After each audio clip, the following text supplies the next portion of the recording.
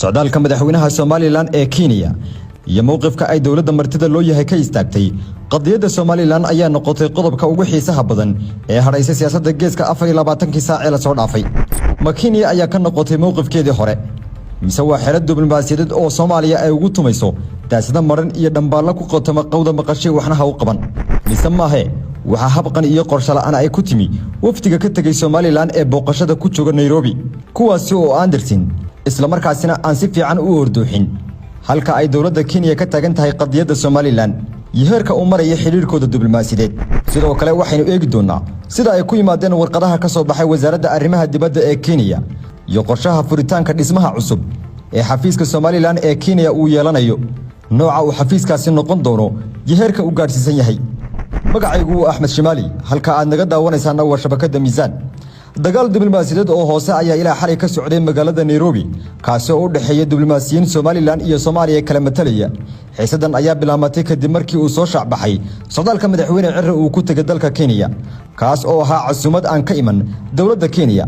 balse madaxweyne Cirre iyo wafdigoodu ay ka heleen ganacsato iyo siyaasiyiin Somaliland ka soo jeeda kuwaas oo saameyn ku leh dalkaasi iyo xafiiska Somaliland ee Nairobi oo isna diyaariyay soo dhaweynta iyo hamaamuuska madaxweynaha iyo wafdigiisa iyaga oo kaashanaya dawladda Kenya dawladda Soomaaliya ayaa dagaalkii ugu weynaa ka gashay hanaanka dawladda Kenya u qorshaysay in loo qaabilo wafdiga Somaliland kaas oo loo diyaariyay hamaamuus sare oo heerkiisu gaarsiisan yahay hamaamuus madaxweyne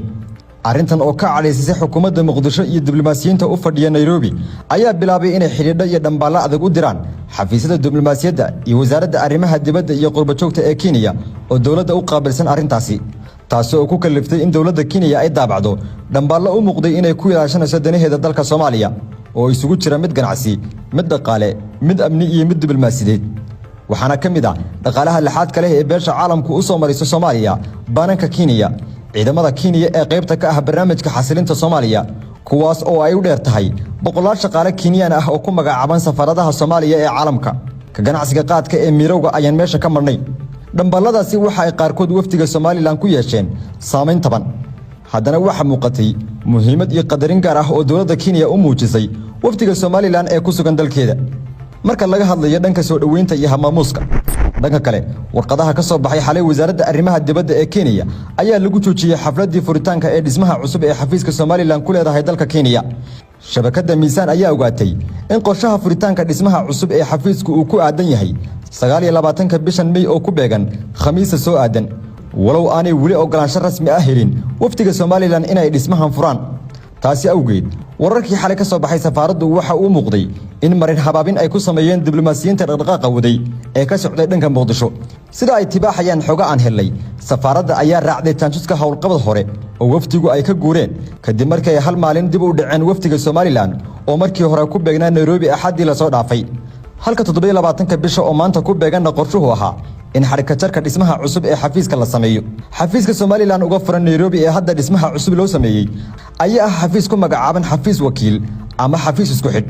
mana aha xafiis darajadiisu gaarsiisan tahay safaarad buuxda shuruucda caalamiga ah ee diblomaasiyadda xafiiska isku xidhka iyo safaaradda labaduba waa xafiisyo wakiil ka ah dawladda kale ku taala laakiin waxay ku kala duwan yihiin sharci ahaan iyo shaqadooda safaaraddu waa hawl diblomaasiyadeed oo rasmi ah halka xafiiska xiriirku uu yahay wakiil aan rasmi ahayn oo inta badan loo isticmaalo marka xiriir diblomaasiyadeed oo dhameystiran aanu dhisnayn ama marka doorka xafiisku uu aad u xadidan yahay xukuumadda Nairobi ayaa marna aan sheegin in xafiiska Somaliland ay kor u qaaday tan iyo markii xukuumaddii hore ee Somaliland ay la gaadhay hogaamiyihii hore ee Kenya Uhuru Kenyatta heshiis dhigaya in labada dhinac ay xafiisyadooda kor u qaadaan